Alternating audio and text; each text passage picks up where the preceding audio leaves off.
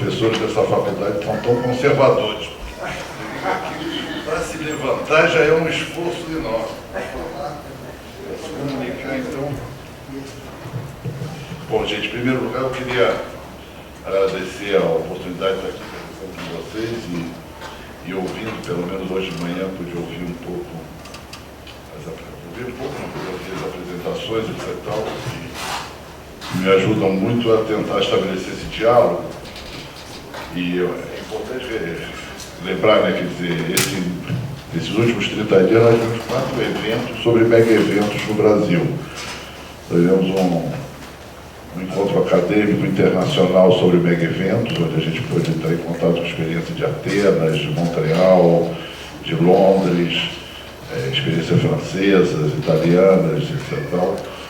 Foi um outro mais acadêmico. Depois tivemos um encontro em São Paulo, organizado também na Faculdade de Direito, tinha gente de Porto Alegre lá, tinha cerca de 8 cidades brasileiras presentes, alguém ligado aos movimentos. Depois tivemos uma lá no Rio de Janeiro, organizada pelo pessoal do Fórum Brasileiro de Orçamento, de acompanhamento de orçamento, que também discutiu mega eventos. E agora essa daqui, conversando com esse colega inglês que trabalha na linha de uma sociologia do esporte, que faz pesquisa sobre mega eventos, ele disse uma coisa que para nós pode servir de animação, já que a gente está levando tanta cacetada aí, né? Que ele, de todos os movimentos de Olimpíadas e Copa do Mundo, ele nunca viu nada tão organizado e tão cedo como o que nós estamos tendo. Ou seja, pode ser que nós não sejamos grande coisa, mas já somos melhores que os outros. O que não quer dizer que nada esteja assegurado, mas serve um pouco nesses momentos, um pouco às vezes de desesperança, né? Ver que a gente está chamando a atenção dos outros. Porque nós estamos desafiados por uma situação brutal, né, de uma campanha de intoxicação que dificulta todo o debate público. Na medida que os detentores do poder, no sentido mais pleno da palavra, né, utilizam a desinformação como prática sistemática, e eu diria como forma de governo. E essa heresia tem uma outra dimensão que nós temos que enfrentar. É de que, até agora, de modo geral, essas campanhas têm sido capazes de manipular o sentimento que as pessoas têm por suas cidades e fazer disso um instrumento de opressão sobre essas próprias populações urbanas.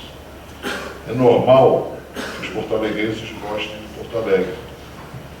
E eu do Rio de Janeiro, o lugar onde é a cidade onde eu fui criado, onde eu costumo dizer, onde eu tive a minha primeira namorada, onde eu dei o primeiro beijo, onde eu me emocionei, onde eu sofri.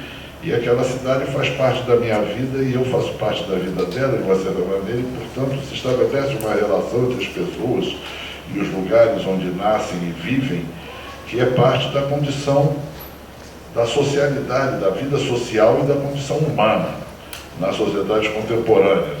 Então, nós amamos as nossas cidades, muitas vezes de maneira até menos crítica do que deveria. Eu confesso que, apesar de saber que o Rio de Janeiro é uma cidade brutal e perversa, desigual e injusta, não canso de me maravilhar com a cidade.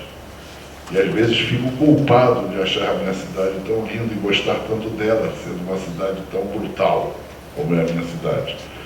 E esse sentimento vem sendo manipulado de maneira absolutamente admirável pelos nossos adversários. E nós temos que pensar como operam esses mecanismos para poder desafiá-los, enfrentá-los e pelo menos neutralizá-los de maneira a conseguir instaurar um debate público que permita com que algum tipo de informação e algum tipo de discussão e decisão seja aberta ao conjunto da sociedade. Então nós temos desafios enormes e essas nossas discussões, imagino, vamos nos preparar progressivamente para isso, não para ganharmos a Copa do Mundo, que parece pouco provável, mas pelo menos para fazer, eu gostei muito de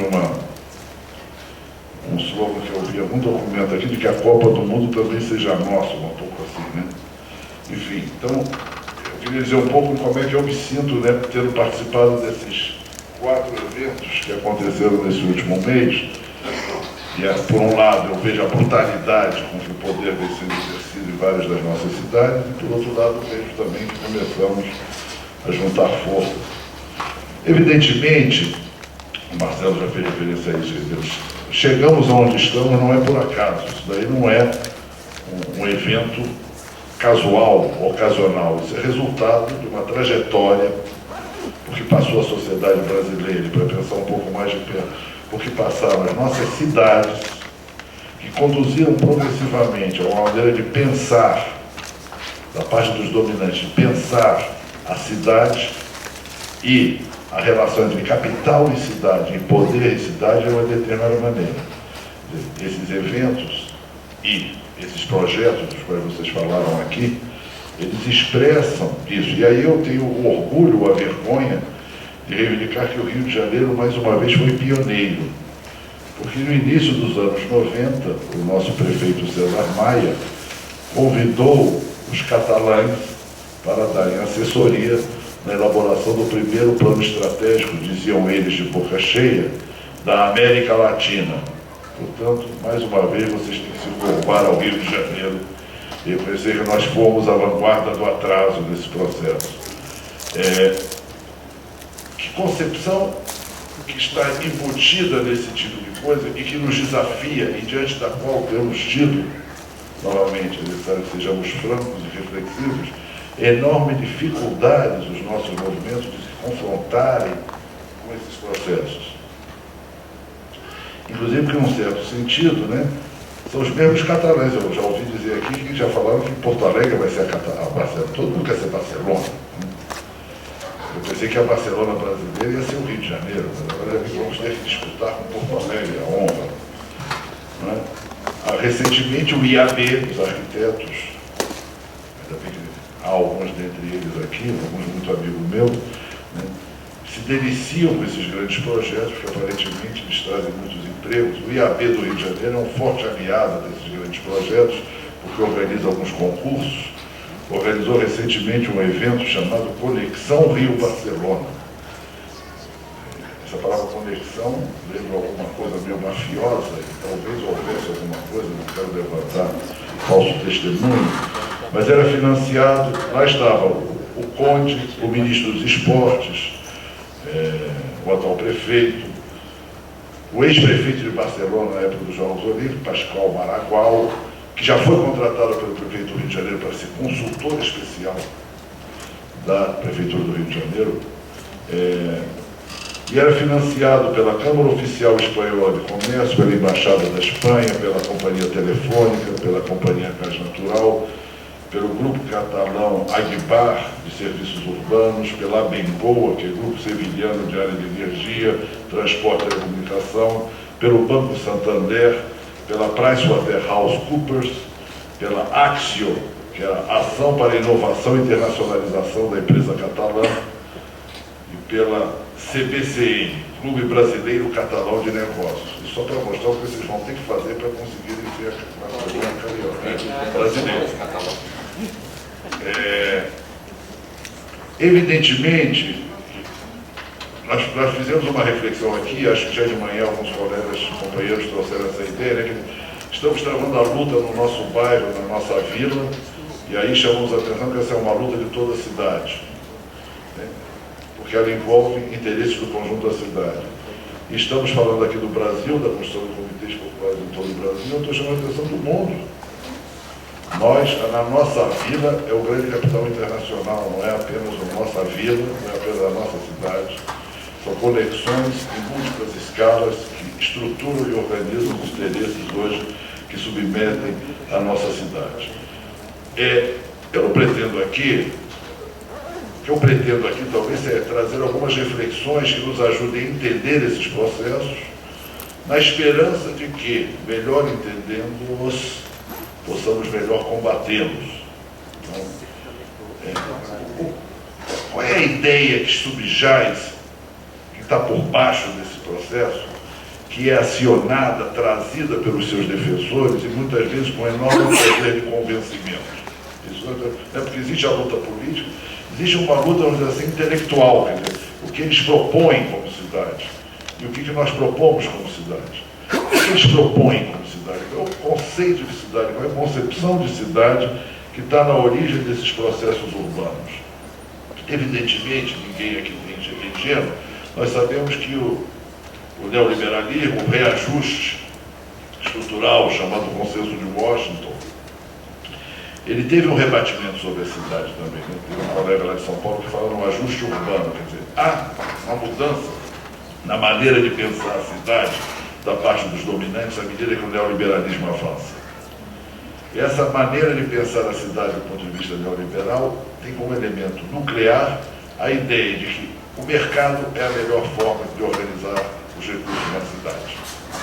Portanto, todo o planejamento ou toda a ação estatal, pública, organizada, tem que estar voltada não para contrapor-se ao mercado, que era o pensamento anterior, ou para corrigir os erros do mercado, mas para propiciar o pleno desenvolvimento do mercado. Em inglês, a expressão é bonita, se chama Market Friendly Planning. É um planejamento amigável com o mercado, que é amigo do mercado. Ou Market Oriented Planning, um planejamento orientado pelo mercado e para o mercado. Como é que isso se opera? Como é que opera esse planejamento?